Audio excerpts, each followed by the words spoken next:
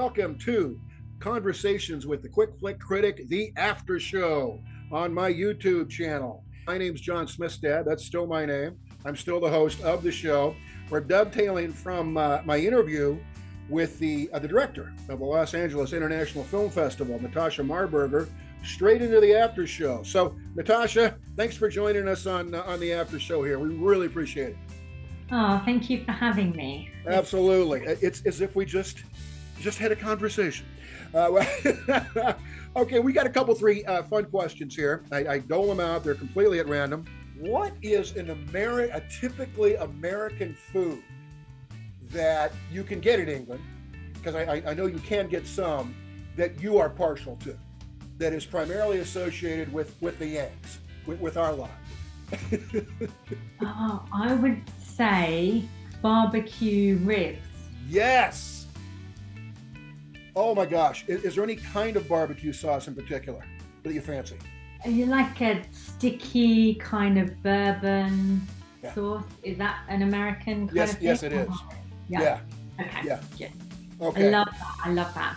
Awesome, because I grew up in Texas. I live in Washington State now, but very, very familiar with barbecue. And yeah, bourbon barbecue sauce is good stuff. It's kind of thick, it's kind of rich, but it sticks to your ribs when you're eating the ribs, right? Okay, the best advice you've ever received in your life, Natasha, that you still to this day take to heart and matters to you, and who did it come from?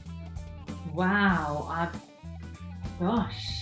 I think it was Helen Mirren who said it, but I'm not sure if it was only her. The older she's got, the more she realizes she wishes she had told people to fuck off more often. Yeah. I always think, actually... It's not the British way, though, is it? No, not really. Yeah, but yeah. I think you can marry both. I think you can be polite and kind, but also realize that there is a limit to what is acceptable. Wow. And I think that's a very personal experience as well, because whatever is not okay for you particularly, that's not okay. It's up to you. So I think that's a good thing to live by. If you could pick, and I'm going to ask you to do so, 3 people, alive or dead, existing now or have existed, that you can sit down and have dinner with and just converse with freely. Just off the top of your head, who do you believe those 3 people may be for NATASHA MARBURGER? Jim Morrison from The Doors, because I think he would be really interesting to sit and chat with, and I love The Doors, so definitely him. Depends on what state of mind you get him in too. Depends on how interesting it may be, or if he can actually communicate those with you. But yeah, no, that'd be way cool. Absolutely. Yeah, that would be interesting. Yeah. David Fincher, because I really love his films and I'd like to talk to him more. Yeah. And probably Janis Joplin. Again, wow. I think she's really interesting and really cool. And such an inspirational female artist as well. I think that would be a really interesting conversation. Okay, now I got to ask you, what's your favorite Doors song? Oh. For me, it's Hello, I Love You. I'll say that right now. Oh, that's a good one. Yeah. Love Me 2 Times. Yeah. I like it's very playful. It's good fun. Yeah. It's energizing for sure.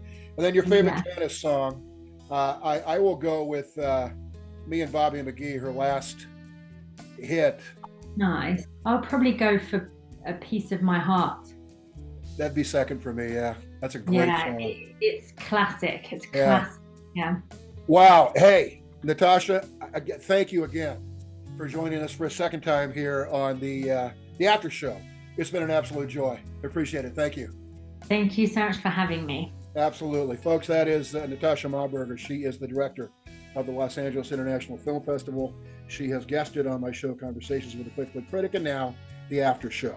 Now joining us on the After Show, this fine young woman, Patricia CHICA. Patricia, thanks for joining us on the After Show here on Conversations with the Quick Flick Critic.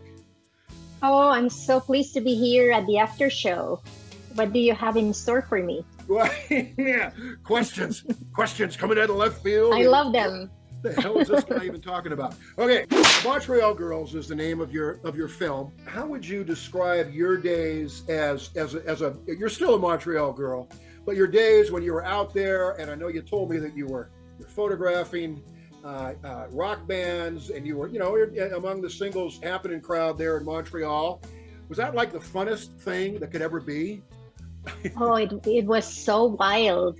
It was so wild being involved with the different subcultures of Montreal. Yeah. Because one night I was photographing punk rockers, the other night rockabilly bands, or the night after that would be the fetish scene, yeah, or burlesque. And it's so colorful and so diverse within the alternative scene in Montreal. I had a great time, and I was like out 4-5 times a week back in the day. Wow.